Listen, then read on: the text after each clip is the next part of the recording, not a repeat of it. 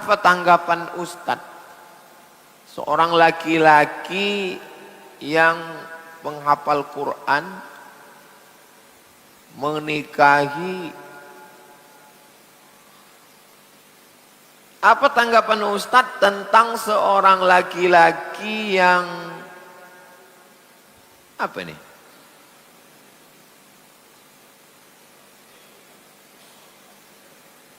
Seorang laki-laki yang bukan penghafal Quran menikahi wanita penghafal Quran. Ini menyindir saya ini.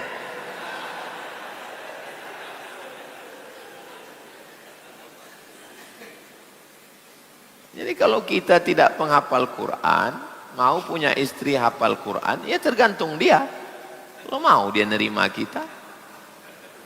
Nikah ini kuncinya satu aja, mau. Asal mau dia. Tapi kalau dia tak mau, aku maunya yang hafal Quran macam aku, kata dia. Cari yang lain. Tak usah pusing-pusing, tak usah susah-susah. Adapun tentang masalah sekufu, sekufu itu dalam mazhab Syafi'i. Karena dalam mazhab Syafi'i itu, dalam mazhab lain tak ada sekufu. Sekufu itu artinya selevel. Nanti minta bahaskan tentang masalah kufu. Dalam mazhab lain asal cukup syarat muslim, baligh, berakal, nikah sah. Adapun tentang masalah kufu itu halus mazhab Syafi'i. Halus mazhab Syafi'i. Kenapa? Karena dikhawatirkan kalau dia tidak sekufu, nanti hati dia itu tersinggung. Kalau udah hati tersinggung, kacau yang lain. Ada kawan saya dekat dengan anak orang kaya waktu di Mesir. Pas sudah pulang, saya tanya, bini kau tuh yang anak orang kaya dulu? Enggak. Loh kenapa? Saya bilang, takut aku cepat mati, katanya. Apa hubungan nikah sama mati? Karena abang iparku, kalau istri adik beradik kita apa namanya? Moyan. Dia moyan ya. Ada calon moyanku katanya, mengambil kakak dia, mati muda.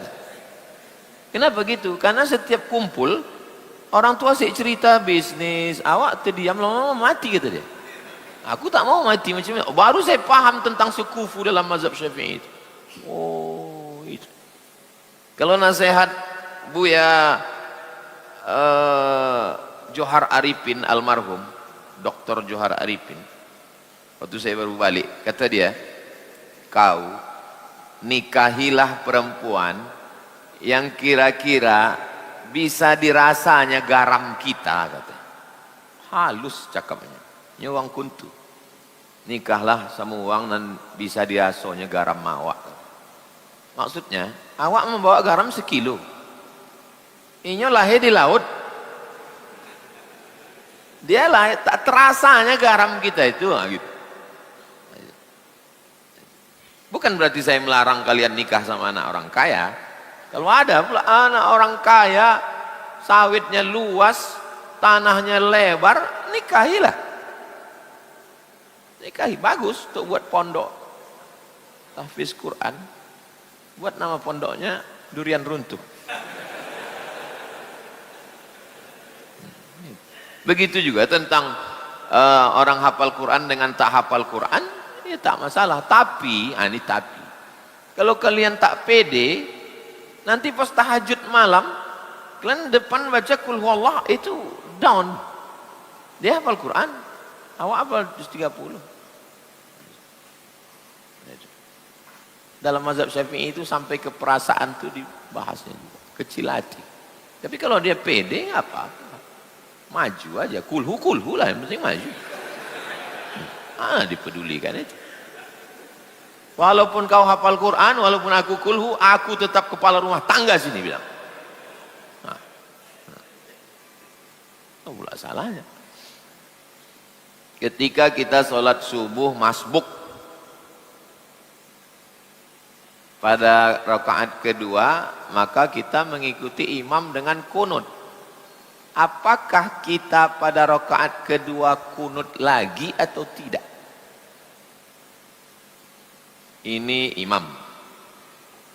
Imam ini rakaat kedua. Ini makmum masbuk. Waktu imam rakaat kedua, makmum ini rakaat keberapa? Waktu imam rakaat kedua, makmum ini rakaat satu. Dah, habis itu imam salam. Assalamualaikum warahmatullah. Makmum tegak. Tegaknya dia rakaat berapa dia? Rakaat kedua. Berkunut atau tak berkunut? Mazhab Syafi'i. Saya ulang sekali lagi. Yang kalau belum sarapan ini payah kadang mengingat. Imam rakaat kedua. Makmum rakaat satu. Salam imam. Makmum tegak. Imam ini rakaat kedua. Kau kan tadi udah kunut. Kenapa kau kunut lagi? Ya, bagi aku ini rakaat kedua. Allahumma hdina fi man hadait, rakaat kedua.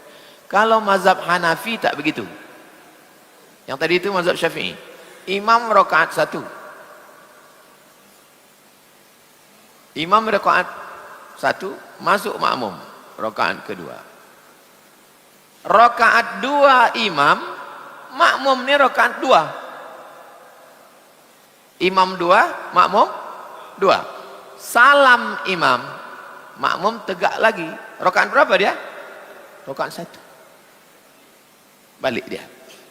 Dia sedang mengqadha yang satu tadi, karena sudah lewat. Ini berefek kepada cara duduk. Cara duduk. Kalau tampak nanti cara duduk dia, berefek dia kemana-mana. Tentang perbedaan. Itulah perbedaan. Tapi kalau masalah kunut, Hanafi tak ada kunut subuh. Hanafi tak ada kunut subuh. Hanafi, Maliki, Syafi'i, Hambali. Yang berkunut Hanafi, Hambali tak berkunut. Yang berkunut Maliki, Syafi'i. Maliki sama Syafi'i. Maliki kunutnya sebelum rukuk. Walam yakul lahu kufuwan ahad. Baca kunut dia. Syafi'i kunutnya setelah rukuk. Sami Allahu liman hamidah. Allahumma hdina fi man hadait.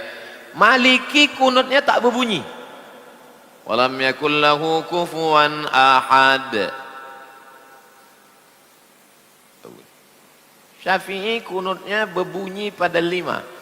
Allahumma hdina fi man hadait. Amin. Wa afina fi man afait. Amin. Wa tawallana fi man tawallait. Amin. Wa barik lana fi ma a'tait. Amin. Wa qina bi rahmatika syarra ma qadait. Amin. Yang 5 lagi ikut makmum tu membaca. Ikut dibacanya. Yusirru. Tapi dia baca sir. Fa innaka taqdi wa la yuqda 'alaik wa innahu la yadhillu man walait wa la ya'izzu man 'adait tabarakta rabbana wa ta'ala falakal hamdu 'ala ma qadait. Yang 2 lagi dibaca jahar. Nastaghfiruka wa natubu ilaik wa sallallahu ala sayyidina Muhammadin nabiyil ummi wa ala alihi wa sahbihi wa baraka wa sallam. Kalau di pangkalnya shalla, baraka, salam. Ini ada juga kadang saya dengar wa sallallahu ala sayyidina Muhammadin nabiyil ummi wa ala alihi wa sahbihi wa barik wa sallim. Menyalah itu. Kalau shalla, baraka, salam, madhi, madhi, madhi. Tapi kalau sholli baru barik, salim. Wa sallallahu ala sayyidina Muhammadin nabiyil ummi wa ala alihi wa sahbihi wa barik wa sallim. Shalla, baraka, salam, madhi. Sholli, barik, salim, amar. Jangan madhi tiba-tiba melompat ke amar. Apa yang Allah janjikan bagi anak yang merawat orang tuanya sampai berpuluh tahun?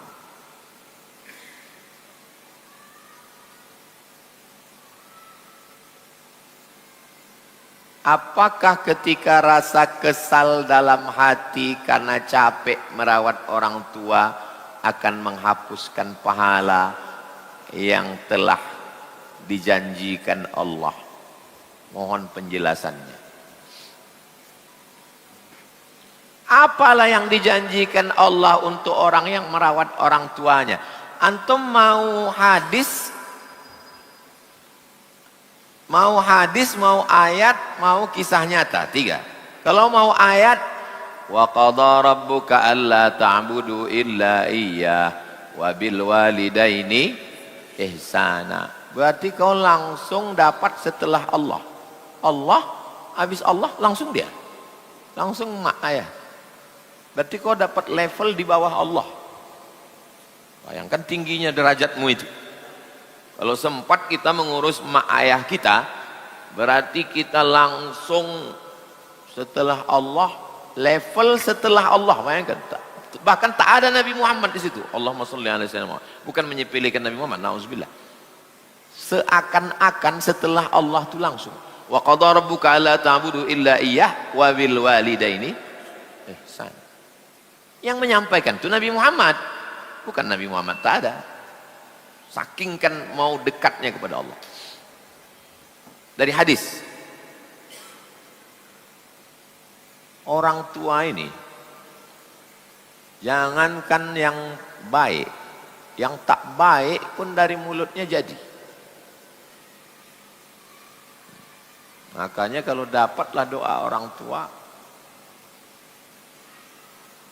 Allahumma la tumithu hatta turihi wujuhal mumisat.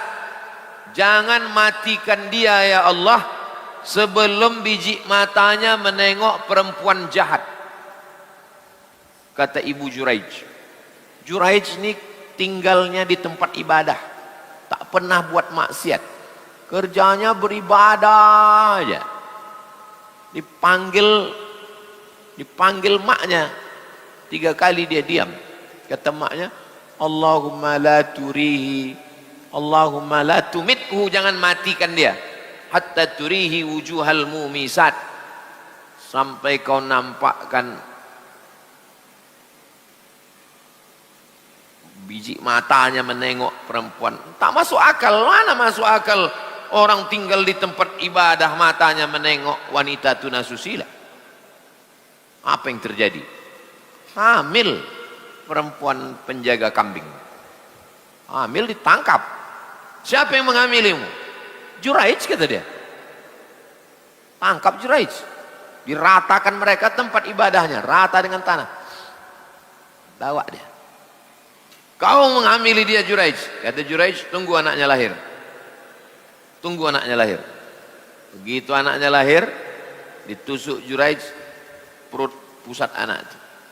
Man abuka, siapa bapakmu? Anak itu menjawab, ra'il ghanam, penjaga kambing bapak. Dicium mereka tangan Juraij, kaki Juraij. Mereka mau membangunkan tempat ibadah itu dari emas. Kata Juraij, tak usah, bangunkannya dia dari tanah liat macam yang dulu. Allah cuma mau menunjukkan bahwa sehebat apapun ibadah, tak ada apa-apanya kalau durhaka sama orang tua. Ayatnya udah, hadisnya udah. Kenyataannya, saya tidak mengatakan saya berbakti ke orang tua, enggak. Saya cuma menjaga aja. Dari 2008 saya balik dari Maroko sampai 2019. 11 tahun. Menjaga aja. Tidak berbakti betul, enggak. Hanya menjaga serumah aja dengan orang tua. Jadi kalau saya ditanya orang, apalah zikir Ustaz, apalah riyadhah, apalah amalan? Tak ada. Mungkin doa dia. Mungkin doa dia saja. Doa orang tua. Jadi banyak sudah saya menengok, banyak orang diberikan Allah karena orang tua. Maka yang masih hidup orang tuanya, jaga-jagalah. Yang sudah tak ada orang tua, cari mertua. Mertua itu juga macam orang tua itu. Kalau kita jaga, kalau orang tua kita sayang sama kita, ya maklum, orang kita anaknya. Tapi ada orang Udah dilahirkannya anaknya itu dikasihkannya ke kita. Itu lebih hebat lagi. Apabila ada orang tua sudah meninggal, kemudian dari pihak keluarga ingin berkurban sapi Idul Adha nanti. Apakah untuk jumlah sapinya harus 1 ekor untuk orang tua?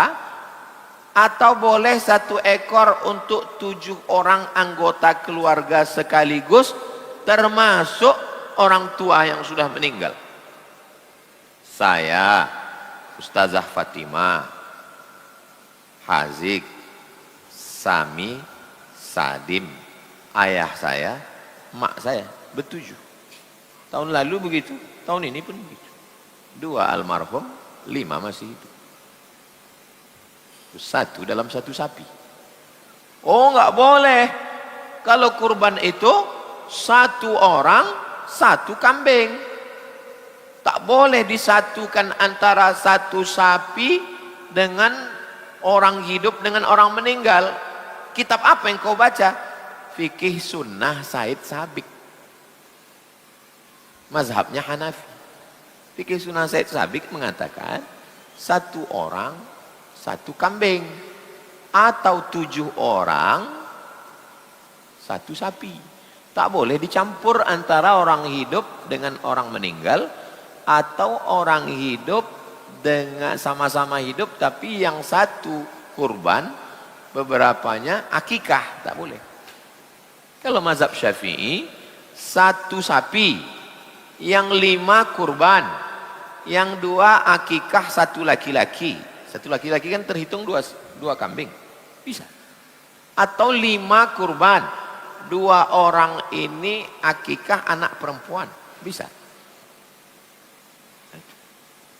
Di mana bisa kami tengok kitabnya? Hasyiah Al-Bujairimi. Boleh bercampur antara orang hidup dengan orang meninggal, antara orang hidup semua dengan akikah. 5 kurban, 2 akikah.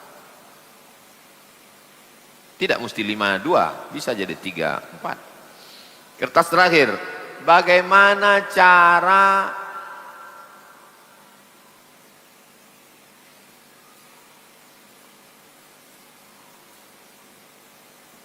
apa kata dia? Bagaimana cara mengikhlaskan ditinggal nikah?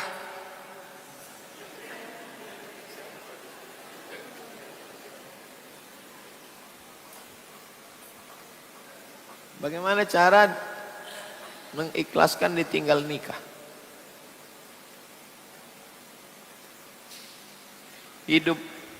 Hidup manusia ini dari zaman dulu sampai ke zaman antum nih, itu aja lah masalah. Kenapa muncul Romeo and Juliet? Gara-gara ini. Romeo and Juliet jatuh cinta. Tak disetujui Romeo mau menikahi Juliet. Akhirnya orang tuh minum racun sama-sama, mati. Qais dengan Laila, ayah Laila tak menyetujui Qais karena Qais susah. Akhirnya Laila nikah sama orang lain. Qais gila, maka disebut dengan Laila Majnun, tergila-gila dengan Laila. Saya kira cerita ini udah selesai. Rupanya datang lagi Zainuddin, ditolak sama keluarga Hayati. Akhirnya Zainuddin pindah ke Surabaya, bisnis pers, jual koran, kaya raya. Mati si Aziz, laki Hayati. Hayati mau balik lagi, kata Zainuddin, pantang pisang berbuah 2 kali Hayati. Saya kira cerita ini sudah selesai, rupanya berulang balik. Selama masih ada hidup, selama masih ada cinta, selama masih ada kaya dan miskin, cerita itu akan terus berulang sampai hari kiamat. Makanya sekarang banyak orang tak mau lagi jatuh cinta sama manusia, karena kata dia akan kecewa. Jadi kau konsultasi sama siapa? AI. Saya termasuk yang tidak semazhab dengan Zainuddin. Kalau bagi saya simple aja. Cemanalah cara tinggal nikah? Kalau dia tidak jadi sama kamu, berarti Allah menyelamatkan kau dari dia. Berarti doamu dikabulkan Allah selama ini. Selama ini kau kan berdoa, Allahumma srif anna su' bima syi'ta wa kaifa syi'ta. Ya Allah, selamatkan aku dari kejelekan, dari keburukan, bima syi'ta, dengan sesuai kehendakmu, wa kaifa syi'ta, bagaimanapun caranya. Itulah cara Allah. Diambil Allah mak lampir itu. Oh, enggak enak begitulah Pak Ustaz, masa menjelekkan orang? Oke. Kau enggak setuju kujelekkan dia? Ya, berarti kau masih sayang. Berarti Allah sudah menyiapkan yang lebih cantik, yang lebih kaya, yang lebih dari dia. Itulah husnuzan pada Allah. Tapi orang yang paling susah menasehatinya ini orang jatuh cinta. Bebuih mulut kita tak masuk. Makanya orang jatuh cinta itu tak usah dinasehati, diruqyah aja. Pakai ayat, pakai hadis pun tak masuk. Susah menasehati orang jatuh cinta. Karena dunia ini udah tak nyata lagi sama dia. Mana yang lebih berhak menjadi khalifah, mengatur dunia ini? Bani Umayyah atau Bani Abbasiyah? Kata Qais, Laila. Apa tak bingung orang? Sedang berkecamuk nih orang politik. Mana yang lebih layak memimpin dunia ini? Bani Umayyah atau Bani Abbasiyah? Kata Qais, Laila. Orang dia sedang jatuh cinta. Pergi mereka ke laut.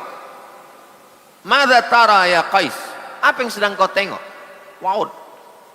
Kata Qais, Laila.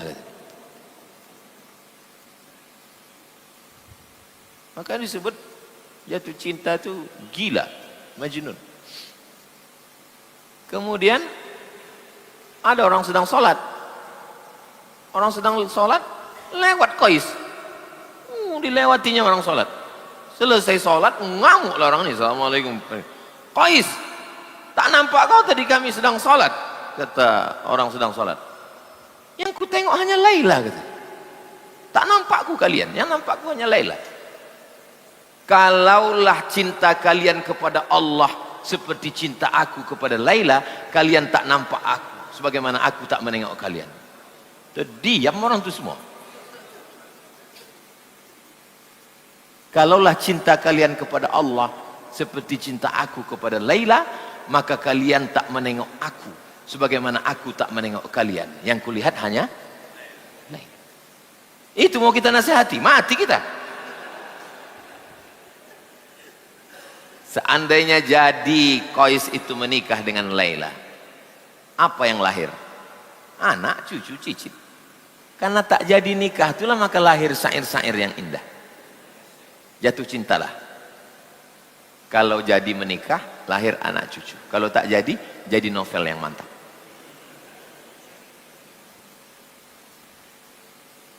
Cinta itu datang dari Allah atau dari kita sendiri? Saya mau mengajar duduk di kursi atau berdiri. Saya mau ngajar berdiri atau duduk, itu saya bisa milih atau tidak? Bisa. Kalau saya mau, saya berdiri. Kalau saya mau, saya duduk. Artinya memilih. Saya mau minum di botol atau di gelas. Bisa memilih atau tidak? Bisa. Kalau saya mau, botol. Kalau ini gelas. Oke.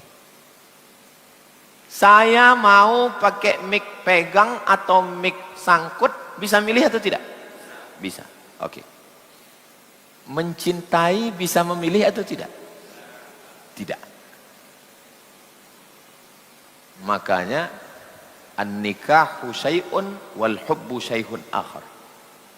Berapa banyak orang yang menikah tapi tidak mencinta, berapa banyak orang yang mencinta tapi tidak menikah. Gara-gara ini tak nikah antum nanti. Jadi kalau begitu macam mana? Asal suka, tak usah ribut-ribut berteori.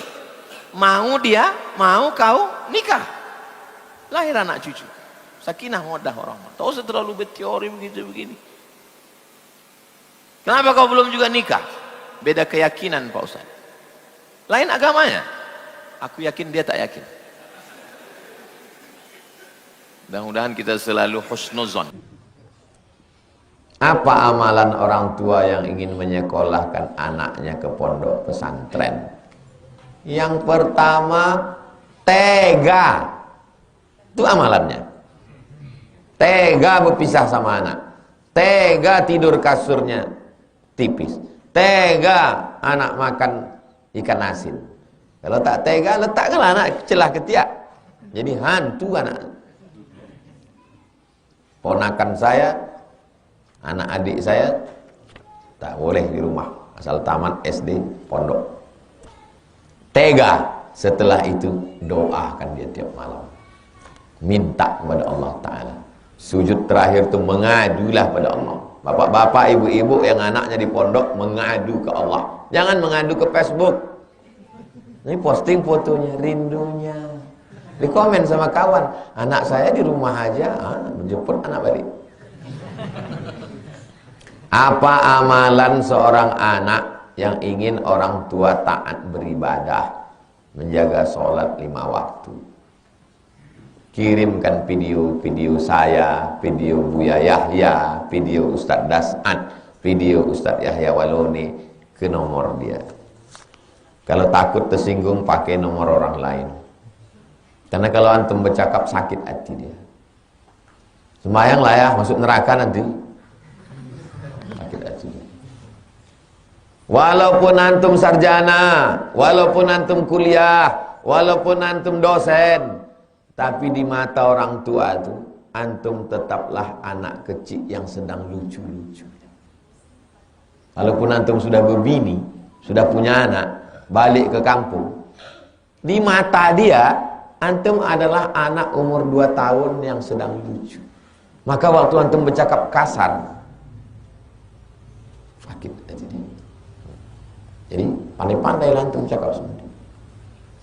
Pakai lisan orang, lidah orang. Panggil nenek mama. Siapa orang dihormatinya? Ada ulama. Ada nenek mama, cerdik pandai. Suruh orang tu cakap ke dia. Nenek mama pun tak sembahyang juga, Ustaz. Cari yang sembahyang. Apa hukumnya makan berdiri sambil berjalan bagi orang yang sudah balik?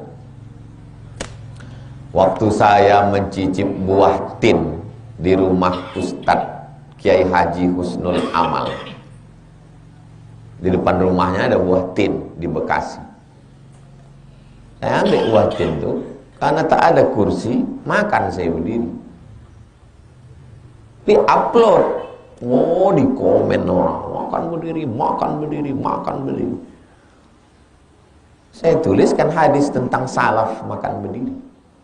Ada riwayat salaf makan berdiri. Makan berdiri itu tidak haram, tapi tidak beradab. Saya kalau ada kursi, ada tempat duduk, duduk saya. Karena tak ada tempat duduk, agak berdiri. Itu pun pengecualian. Tapi alhamdulillah, sempat kita menjelaskan. Yang terlanjur mengejek, karena dia berarti dia tidak klarifikasi. Intinya makan berdiri itu kurang adab. Yang bagusnya duduk.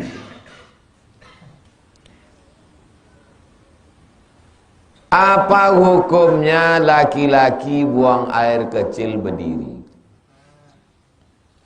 Kalau antum arsitek, buatlah WC duduk. Secara medis, kalau jongkok, maka mangkoknya keluar habis semua. Tuh, habis. Tapi kalau berdiri, tak habis semua. Tersisa sikit, tersisa sikit, tersisa sikit, tersisa sikit. Menggumpal air kencing jadi batu, menyumbat saluran kemih. Secara medis, maka bagus jongkok. Secara fikih, kalau berdiri, terperci airnya ke kaki, ke celana, menimbulkan syak, ragu. Tapi tidak sampai haram. Mazhab Maliki makruh. Nah, maka yang paling bagus adalah WC jongkok. Kalau WC toiletnya WC duduk, jangan antum berdiri. Antum duduk macam di situ. Jangan pula antum jongkok di situ, pecah WC itu. Antum duduk. Ya antum berdiri. Kalau terpaksa juga berdiri, kan tak terpercik airnya Pak Ustadz karena masuk ke lubang tuh. Iya, tapi kena tadi yang tak tumpah habis itu. Kalau antum jongkok, ditekannya perut tuh. Jongkok, kaki kiri ini menekan perut, kaki kanan lurus. Habis dia keluar. Kalau tidak, kalau tak begitu, waktu antum berdiri menetes dia balik. Apalagi kalau keran itu dah tak rapat. Sekali begini, macam menggoncang galon. Sekali begini, mendem batuk. Habis dia bersih. Kalau tidak menetes. Kalau tertetes berarti najis. Makanya bab pertama sebelum babus kitabus sholah adalah toharoh, bersuci. Paham? Kalau ragu bawa kain sarung. Makanya saudara-saudara kita walaupun mereka kerjanya bawa mobil, truk, bis, asal berhenti di masjid tuh, keluar dari truk tuh saya tengok bawa sarung. Masuk ke toilet, gulung celana, sholat pakai sarung. Nah, sarungnya suci, bersih. Nah. Ketika khutbah Jumat, khatib membaca doa. Apakah khatib mengangkat tangan? Khatib yang mengangkat tangan berdasarkan hadis Nabi mengangkat. Arisna, arisna, arisna.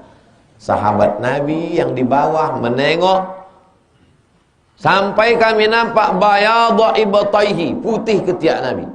Jadi jubah Nabi itu lengannya besar. Pernah tuh menengok jubah yang lengannya besar. Waktu diangkat ke atas, 4 telinga. Nabi itu saking putihnya, ketiaknya pun putih. Orang sekarang muka putih, leher hitam. Rupanya salah skincare. Nabi itu ketiaknya putih, saking putihnya Nabi itu. Orang yang tidak mau mengangkat tangan waktu khutbah, kata dia hadis itu hanya khusus untuk istisqa. Di luar istisqa tidak. Jelas? Yang tak mau mengangkat, kata dia hadis itu khusus istisqa. Di luar istisqa tak. Yang mengangkat berdalil dengan hadis itu. Apakah jamaah mengaminkan dengan suara keras? Ikhtilaf. Sebagian dengan suara keras, sebagian dengan sir.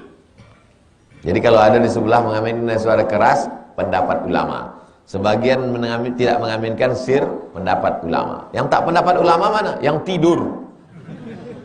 Itu tak ada pendapat dia sendiri. Satu tak.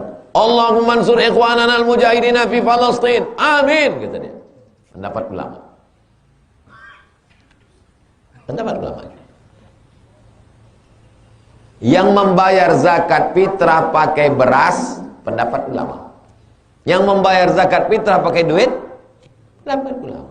Jangan bid'ahkan yang duit. Karena pakai beras juga bid'ah. Mana pernah Nabi bayar zakat pakai beras? Tidak pernah Nabi makan nasi. Sekalipun Nabi tak pernah pakai nasi. Nasi itu datang dari Asia Tenggara. Setelah muncul kapal laut, pergi orang ke sana membawa beras, barulah orang makan nasi. Nabi makanannya gandum, kurma, susu kambing yang dijemur dikeringkan, mentega, sama anggur kecil yang dijemur kering, zabib namanya. Kita menyebutnya kismis. Itu makanan pokok orang. Mana ada dia makan nasi? Nabi tak makan nasi, Nabi tak makan gula. Minumannya susu, madu. Nabi tak minum kopi, Nabi tak minum teh. Makanya dia sehat. Mana pernah antum jumpa hadis Nabi meninggal kena diabetes? Ada. Nabi tidak menyampaikan tausiah karena jantung koroner, enggak ada.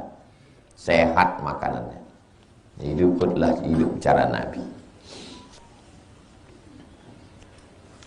Mohon penjelasan tentang hukum menerima DP apabila orangnya tak jadi membeli. Apakah boleh DP-nya hangus dan dijadikan nafkah untuk anak istri? Ada masa khiyar. Khiyar menentukan jadi atau tak jadi. Kalau tak jadi, maka dibalikkan, batal akad jual beli. Da'ma yaribuka ila ma la yaribuka. Tinggalkan sesuatu yang meragukanmu kepada sesuatu yang tak meragukan. Jangan sampai kita masuk ke dalam syubhat. Famanittaqas syubhat, siapa yang menjaga dirinya dari syubhat, faqad istabra'a li irdihi, li dinihi wa irdihi. Dia menjaga dirinya, menjaga agamanya. Jangan kotori diri dengan duit haram. Siapa yang menjaga dirinya dari yang haram, dari yang syubhat, dari yang abu-abu, dari yang tak jelas, dari yang meragukan, Allah ganti lebih baik, lebih banyak daripada itu. Percaya tak percaya? Saya percaya. Kenapa Ustaz percaya? Pokoknya percaya aja. Nanti antum setelah antum mengamalkannya, insya Allah antum merasakannya, antum lebih percaya. Ajaran agama ini bukan teori, tapi untuk diamalkan. Setelah diamalkan baru merasakan. Setelah merasakan baru mencintai. Setelah mencintai baru memperjuangkan. Kalau kamu tidak memperjuangkan berarti tidak mencintai. Kau tak jadi sama dia. Yang dulu kau bantu pendaftarannya. Cinta tak mesti memiliki. Berarti kau tak mencintai karena tak kau perjuangkan. Kalau kau perjuangkan, kalau kau cintai, sampai tetes darah penghabisan Pak Ustaz. Walaupun saingan saya itu pakai mobil, saya pakai motor Cup 70 nih. Tapi semangat baik kesubuhan ini Pak Ustaz. Itu berawal dari mengamalkan. Sudah mengamalkan, merasakan. Setelah merasakan, mencintai. Antum merasakan bersedekah, antum merasakan nikmatnya berbagi, antum merasakan nikmat, akhirnya nanti antum akan mencintai. Kalau antum sudah mencintai agama ini, antum akan memperjuangkannya dan antum ingin orang lain merasakan perasaan yang sama. Itulah beragama, bukan sekedar ngaji. Amalkan semuanya, tentang sholat malam, tentang baca Quran, tentang bersedekah, tentang berukhuwah. Kan tak masuk akal. Panggillah pakar-pakar psikologi, psikiater, psikolog, pakar-pakar motivator. Apakah masuk akal anak muda datang dari Rumbai sana, datang dari entah mana-mana sana, datang ke Rimbo Panjang ini hanya untuk mengkaji Riyadhus Shalihin? Tak logis itu, tak masuk akal. Minyaknya habis, dingin, dikejar begal. Bukan ada anak gadis yang ikut pengajian, oma-oma semua. Bukan ada dijanjikan sarapan pagi, sayur ada, mentah pula. Itu pun tak cukup, tak tidak. Datang kemari, bukan mewah masjidnya, atapnya pun begini. Mau datang kemari, subuh-subuh, melawan kantuk, melawan tidur. Itu artinya apa? Dia mulai mengamalkan. Kalau sudah dia merasakan sakit-sakitnya belajar ini, lama-lama dia mencintai karena udah dia perjuangkan. Setelah itu dia akan memperjuangkannya. Habis itu nanti dia menceritakannya dan dia ingin orang lain merasakan yang dia rasakan. Mudah-mudahan adik-adik istiqomah semua. Apa tanggapan Ustadz? Seorang laki-laki yang penghafal Quran menikahi. Apa tanggapan Ustadz tentang seorang laki-laki yang apa nih?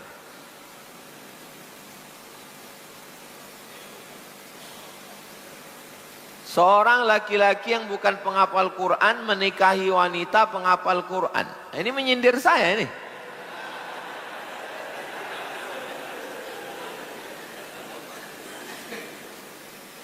Jadi kalau kita tidak penghafal Quran, mau punya istri hafal Quran, ya tergantung dia. Kalau mau dia nerima kita. Nikah ini kuncinya satu aja, mau. Asal mau dia. Tapi kalau dia tak mau, aku maunya yang hafal Quran macam aku, kata dia. Cari yang lain. Tak usah pusing-pusing, tak usah susah-susah.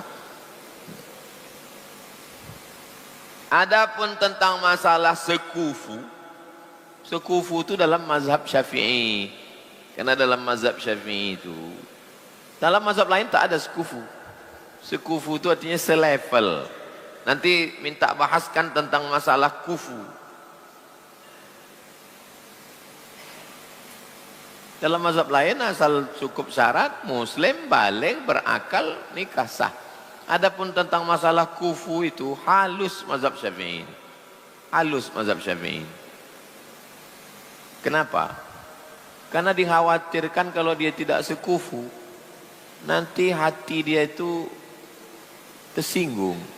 Kalau udah hati tersinggung, kacau yang lain.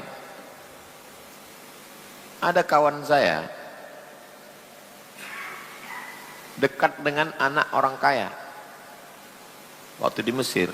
Pas sudah pulang, saya tanya, bini kau tuh yang anak orang kaya dulu? Enggak. Loh kenapa? Saya bilang, takut aku cepat mati, katanya. Apa hubungan nikah sama mati? Karena abang iparku, kalau istri adik beradik kita apa namanya? Moyan. Ini dia moyan ya. Ada calon moyanku katanya, mengambil kakak dia, mati muda. Kenapa gitu? Karena setiap kumpul, orang tua sih cerita bisnis, awak terdiam lama-lama mati, kata dia. Aku tak mau mati macam itu. Baru saya paham tentang sekufu dalam mazhab Syafi'i itu. Oh, itu. Kalau nasihat Buya Johar Arifin almarhum, Dr. Johar Arifin, waktu saya baru balik, kata dia, kau nikahilah perempuan yang kira-kira bisa dirasanya garam kita, kata. Halus cakapnya, nyawang kuntu. Nikahlah sama uang dan bisa dirasonya garam mawak. Maksudnya, awak membawa garam sekilo, inyo lahir di laut, dia lahir tak terasanya garam kita itu, gitu. Bukan berarti saya melarang kalian nikah sama anak orang kaya. Kalau ada pula anak orang kaya, sawitnya luas, tanahnya lebar, nikahilah. Nikahi, bagus untuk buat pondok tahfiz Quran. Buat nama pondoknya Durian Runtuh. Begitu juga tentang orang hafal Quran dengan tak hafal Quran, ya tak masalah. Tapi, ini tapi, kalau kalian tak pede, nanti pas tahajud malam, kalian depan baca Qul Huwallah, itu down. Dia hafal Quran, awak hafal 30. Dalam mazhab Syafi'i itu sampai ke perasaan itu dibahasnya juga. Kecil hati. Tapi kalau dia pede, apa-apa. Maju aja, kulhu lah, yang penting maju. Dipedulikan itu. Walaupun kau hafal Quran, walaupun aku kulhu, aku tetap kepala rumah tangga sini, bilang. Apa pula salahnya? Ketika kita sholat subuh masbuk, pada rakaat kedua, maka kita mengikuti imam dengan kunut. Apakah kita pada rakaat kedua kunut lagi atau tidak? Ini imam. Imam ini rakaat kedua. Ini makmum masbuk. Waktu imam rakaat kedua, makmum ini rakaat keberapa? Waktu imam rakaat kedua, makmum ni rakaat 1. Dah, habis itu imam salam. Assalamualaikum warahmatullah. Makmum tegak. Tegaknya dia rakaat berapa dia? Rakaat kedua. Berkunut atau tak berkunut? Mazhab Syafi'i. Saya ulang sekali lagi. Yang kalau belum sarapan ini payah kadang mengingat. Imam rakaat kedua. Makmum rakaat 1. Salam imam. Makmum tegak. Imam ini rakaat kedua. Kau kan tadi udah kunut. Kenapa kau kunut lagi? Ya, bagi aku ini rakaat kedua. Allahumma hdina fi man hadait. Rakaat kedua. Kalau mazhab Hanafi tak begitu. Yang tadi itu mazhab Syafi'i. Imam rakaat 1. Imam rakaat 1, masuk makmum rakaat kedua. Rakaat 2 imam, makmum ni rakaat 2. Imam 2, makmum 2. Salam imam, makmum tegak lagi. Rakaat berapa dia? Rakaat 1. Balik dia. Dia sedang mengqadha yang 1 tadi karena sudah lewat. Ini berefek kepada cara duduk. Cara duduk.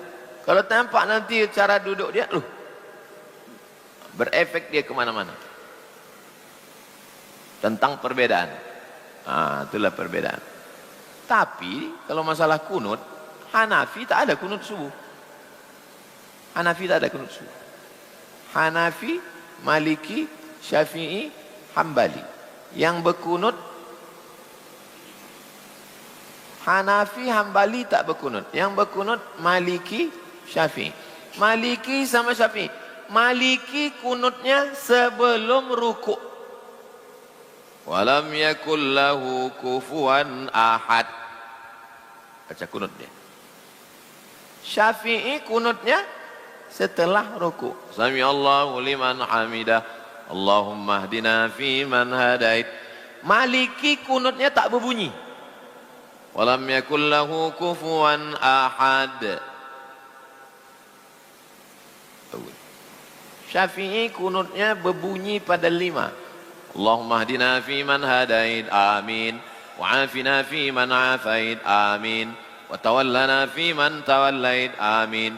Wa barik lana fi ma a'tait, amin. Wa qina bi rahmatika syarra ma qadait, amin. Yang 5 lagi ikut makmum tu membaca. Ikut dibacanya. Yusirru. Tapi dia baca sir. Fa innaka taqdi wa la yuqda 'alaik wa innahu la yadhillu man walait wa la ya'izzu man 'adait tabarakta rabbana wa ta'ala falakal hamdu 'ala ma qadait. Yang 2 lagi dibaca jahar. Nastaghfiruka wa natubu ilaik wa sallallahu ala sayyidina Muhammadin nabiyil ummi wa ala alihi wa sahbihi wa baraka wa sallam. Kalau di pangkalnya shalla, baraka, salam. Ini ada juga kadang saya dengar wa sallallahu ala sayyidina Muhammadin nabiyil ummi wa ala alihi wa sahbihi wa barik wa sallim. Menyalah itu. Kalau shalla, baraka, salam, madhi, madhi, madhi. Tapi kalau sholli baru barik, salim. Wa sallallahu ala sayyidina Muhammadin nabiyil ummi wa ala alihi wa sahbihi wa barik wa sallim. Shalla, baraka, salam, madhi. Sholli, barik, salim, amar. Jangan madhi tiba-tiba melompat ke amar. Apa yang Allah janjikan bagi anak yang merawat orang tuanya sampai berpuluh tahun?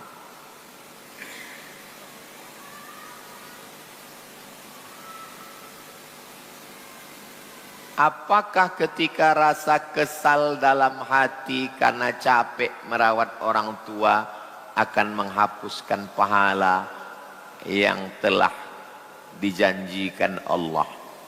Mohon penjelasannya. Apalah yang dijanjikan Allah untuk orang yang merawat orang tuanya? Antum mau hadis, mau ayat, mau kisah nyata, 3. Kalau mau ayat, wa qadha rabbuka alla ta'budu illa iyyah wa bil walidaini ihsana. Berarti kau langsung dapat setelah Allah. Allah, habis Allah langsung dia. Langsung mak ayah. Berarti kau dapat level di bawah Allah. Bayangkan tingginya derajatmu itu. Kalau sempat kita mengurus mak ayah kita, berarti kita langsung setelah Allah, level setelah Allah. Bayangkan, bahkan tak ada Nabi Muhammad di situ. Allahumma sholli alaihi wasallam. Bukan menyepelekan Nabi Muhammad, nauzubillah. Seakan-akan setelah Allah itu langsung. Wa qadha rabbuka alla ta'budu illa iyyah wa bil walidaini ihsan. Yang menyampaikan itu Nabi Muhammad, bukan Nabi Muhammad, tak ada. Saking kan mau dekatnya kepada Allah. Dari hadis, orang tua ini jangankan yang baik, yang tak baik pun dari mulutnya jadi. Makanya kalau dapatlah doa orang tua, Allahumma la tumithu hatta turihi wujuhal mumisat. Jangan matikan dia ya Allah sebelum biji matanya menengok perempuan jahat. Kata Ibu Juraij. Juraij ini tinggalnya di tempat ibadah, tak pernah buat maksiat, kerjanya beribadah aja. Dipanggil maknya 3 kali dia diam. Kata maknya, Allahumma la turihi, Allahumma la tumithu, jangan matikan dia, hatta turihi wujuhal mumisat, sampai kau nampakkan biji matanya menengok perempuan. Tak masuk akal. Mana masuk akal orang tinggal di tempat ibadah matanya menengok wanita tunasusila? Apa yang terjadi? Hamil perempuan penjaga kambing. Hamil ditangkap. Siapa yang menghamilimu? Juraij, kata dia. Tangkap Juraij. Diratakan mereka tempat ibadahnya, rata dengan tanah. Bawa dia. Kau menghamili dia Juraij. Kata Juraij, tunggu anaknya lahir. Tunggu anaknya lahir. Begitu anaknya lahir, ditusuk Juraij perut pusat anak itu. Man abuka, siapa bapakmu? Anak itu menjawab, ra'il ghanam, penjaga kambing bapak. Dicium mereka tangan Juraij, kaki Juraij. Mereka mau membangunkan tempat ibadah itu dari emas. Kata Juraij, tak usah, bangunkannya dia dari tanah liat macam yang dulu. Allah cuma mau menunjukkan bahwa sehebat apapun ibadah, tak ada apa-apanya kalau durhaka sama orang tua. Ayatnya udah, hadisnya udah. Kenyataannya, saya tidak mengatakan saya berbakti ke orang tua, enggak. Saya cuma menjaga aja. Dari 2008 saya balik dari Maroko sampai 2019. 11 tahun. Menjaga aja. Tidak berbakti betul, enggak. Hanya menjaga serumah aja dengan orang tua. Jadi kalau saya ditanya orang, apalah zikir Ustaz, apalah riyadhah, apalah amalan, tak ada. Mungkin doa dia, saja, doa orang tua. Jadi banyak sudah saya menengok, banyak orang diberikan Allah karena orang tua. Maka yang masih hidup orang tuanya, jaga-jagalah. Yang sudah tak ada orang tua, cari mertua. Mertua itu juga macam orang tua itu. Kalau kita jaga, kalau orang tua kita sayang sama kita, ya maklum, orang kita anaknya. Tapi ada orang, udah dilahirkannya anaknya itu dikasihkannya ke kita. Itu lebih hebat lagi. Apabila ada orang tua sudah meninggal, kemudian dari pihak keluarga ingin berkurban sapi Idul Adha nanti. Apakah untuk jumlah sapinya harus 1 ekor untuk orang tua, atau boleh 1 ekor untuk 7 orang anggota keluarga sekaligus, termasuk orang tua yang sudah meninggal? Saya, Ustazah Fatimah, Hazik, Sami, Sadim, ayah saya, mak saya, ber-7. Tahun lalu begitu, tahun ini pun begitu. 2 almarhum, 5 masih hidup. 1 dalam 1 sapi. Oh, nggak boleh. Kalau kurban itu 1 orang 1 kambing. Tak boleh disatukan antara 1 sapi dengan orang hidup dengan orang meninggal. Kitab apa yang kau baca? Fikih Sunnah Said Sabiq, mazhabnya Hanafi. Fikih Sunnah Said Sabiq mengatakan 1 orang 1 kambing, atau 7 orang 1 sapi. Tak boleh dicampur antara orang hidup dengan orang meninggal, atau orang hidup dengan sama-sama hidup tapi yang 1 kurban, beberapanya akikah, tak boleh. Kalau mazhab Syafi'i 1 sapi, yang 5 kurban, yang 2 akikah, 1 laki-laki. 1 laki-laki kan terhitung 2 kambing, bisa. Atau 5 kurban, 2 orang ini akikah anak perempuan, bisa. Di mana bisa kami tengok kitabnya? Hasyiah Al-Bujairimi. Boleh bercampur antara orang hidup dengan orang meninggal, antara orang hidup semua dengan akikah. 5 kurban, 2 akikah. Tidak mesti 5, 2, bisa jadi 3, 4. Kertas terakhir. Bagaimana cara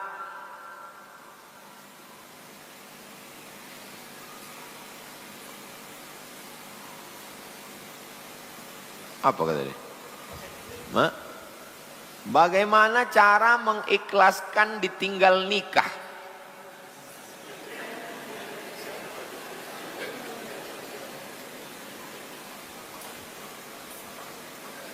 Bagaimana cara mengikhlaskan ditinggal nikah?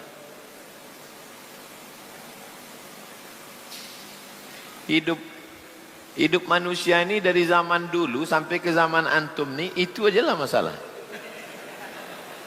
Kenapa muncul Romeo and Juliet? Gara-gara ini. Romeo and Juliet jatuh cinta. Tak disetujui Romeo mau menikahi Juliet. Akhirnya orang tuh minum racun sama-sama, mati. Qais dengan Laila, ayah Laila tak menyetujui Qais karena Qais susah. Akhirnya Laila nikah sama orang lain. Qais gila, maka disebut dengan Laila Majnun, tergila-gila dengan Laila. Saya kira cerita ini udah selesai. Rupanya datang lagi Zainuddin, ditolak sama keluarga Hayati. Akhirnya Zainuddin pindah ke Surabaya, bisnis pers, jual koran, kaya raya. Mati si Aziz, laki Hayati. Hayati mau balik lagi, kata Zainuddin, pantang pisang berbuah 2 kali Hayati. Saya kira cerita ini sudah selesai, rupanya berulang balik. Selama masih ada hidup, selama masih ada cinta, selama masih ada kaya dan miskin, cerita itu akan terus berulang sampai hari kiamat. Makanya sekarang banyak orang tak mau lagi jatuh cinta sama manusia, karena kata dia akan kecewa. Jadi kau konsultasi sama siapa? AI. Saya termasuk yang tidak semazhab dengan Zainuddin. Kalau bagi saya simple aja. Cemanalah cara tinggal nikah? Kalau dia tidak jadi sama kamu, berarti Allah menyelamatkan kau dari dia. Berarti doamu dikabulkan Allah selama ini. Selama ini kau kan berdoa, Allahumma srif anna su' bima syi'ta wa kaifa syi'ta. Ya Allah, selamatkan aku dari kejelekan dari keburukan, bima syi'ta, dengan sesuai kehendakmu, wa kaifa syi'ta, bagaimanapun caranya. Itulah cara Allah. Diambil Allah mak lampir itu. Oh, enggak enak begitulah Pak Ustaz, masa menjelekkan orang? Oke. Kau enggak setuju ku jelekkan dia? Ya, berarti kau masih sayang. Berarti Allah sudah menyiapkan yang lebih cantik, yang lebih kaya, yang lebih dari dia. Itulah husnuzon pada Allah. Tapi orang yang paling susah menasehatinya ini orang jatuh cinta. Bebuih mulut kita tak masuk. Makanya orang jatuh cinta itu tak usah dinasehati, diruqyah aja. Pakai ayat, pakai hadis pun tak masuk. Susah menasehati orang jatuh cinta. Karena dunia ini udah tak nyata lagi sama dia. Mana yang lebih berhak menjadi khalifah, mengatur dunia ini? Bani Umayyah atau Bani Abbasiyah? Kata Qais, Laila. Apa tak bingung orang? Sedang berkecamuk nih orang politik. Mana yang lebih layak memimpin dunia ini? Bani Umayyah atau Bani Abbasiyah? Kata Qais, Laila. Orang dia sedang jatuh cinta. Pergi mereka ke laut. Madza tara ya Qais? Apa yang sedang kau tengok? Laut. Kata Qais, Laila. Maka disebut jatuh cinta itu gila, majnun. Kemudian ada orang sedang sholat. Orang sedang sholat, lewat Qais. Dilewatinya orang sholat. Selesai sholat, ngamuklah orang ini. Assalamualaikum. Qais, tak nampak kau tadi kami sedang sholat? Kata orang sedang sholat. Yang ku tengok hanya Laila. Kata. Tak nampakku kalian, yang nampakku hanya Laila. Kalaulah cinta kalian kepada Allah seperti cinta aku kepada Laila, kalian tak nampak aku sebagaimana aku tak menengok kalian. Terdiam orang itu semua. Kalaulah cinta kalian kepada Allah seperti cinta aku kepada Laila, maka kalian tak menengok aku sebagaimana aku tak menengok kalian. Yang kulihat hanya Laila. Itu mau kita nasihati, mati kita. Seandainya jadi Qais itu menikah dengan Laila, apa yang lahir? Anak, cucu, cicit. Karena tak jadi nikah itulah maka lahir syair-syair yang indah. Jatuh cintalah. Kalau jadi menikah, lahir anak cucu. Kalau tak jadi novel yang mantap.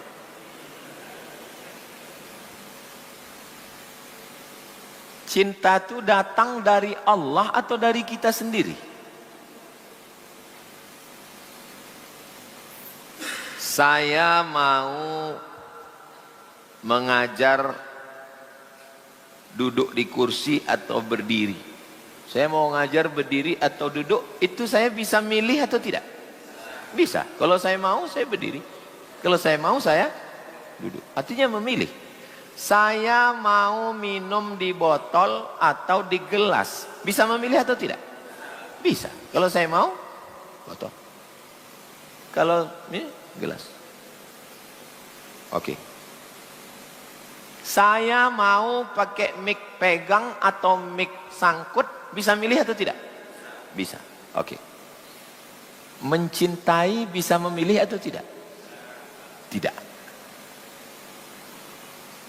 Makanya an-nikahu syai'un wal hubbu syai'un akhar. Berapa banyak orang yang menikah tapi tidak mencinta, berapa banyak orang yang mencinta tapi tidak menikah. Gara-gara ini tak nikah antum nanti. Jadi kalau begitu macam mana? Asal suka, tak usah ribut-ribut berteori. Mau dia, mau kau nikah. Lahir anak cucu. Sakinah mawaddah warahmah. Tak usah terlalu berteori begitu begini. Kenapa kau belum juga nikah? Beda keyakinan Pak Ustaz. Lain agamanya. Aku yakin dia tak yakin. Mudah-mudahan kita selalu husnuzon. Ala hadhihi niyah al-Fatihah. أعوذ بالله من الشيطان الرجيم بسم الله الرحمن الرحيم الحمد لله رب العالمين الرحمن الرحيم مالك يوم الدين إياك نعبد